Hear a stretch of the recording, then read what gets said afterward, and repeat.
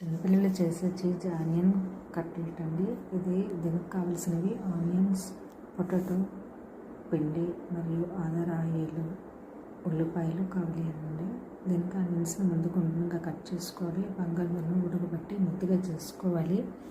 చేసుకున్న తర్వాత మనం రెండింటిని కలిపి మిక్సింగ్ చేయాలి. ఈ మిక్సింగ్లో కొంచెం చీజ్ వేస్తే బాగుంటుందండి. తర్వాత మనం చేతిలో ఒత్తుకోవాలి. ఒత్తుకొని దాంట్లో చీజ్ వేసి ఇలా మిక్సింగ్ చేసి దీన్ని వేసాను. పేపర్లో కానీ ప్లేట్లో కానీ లేదు, ఎందుకంటే అంటేస్తుందని.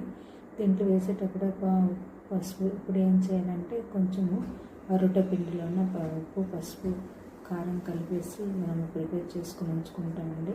దీన్ని కట్లెట్ లోపల బయట వేసేసి మనము డీప్ ఫ్రై చేయాలి. దీన్ని కలిపేటప్పుడు మనం కొంచెం మరీ పలుచగా కాకుండా మీడియం సైజులో వేసుకోవాలి. ఇప్పుడు మనం కళాయిలో నూనె పెట్టి డీప్ ఫ్రై చేసుకుంటే సరిపోతుంది. ఈజీ.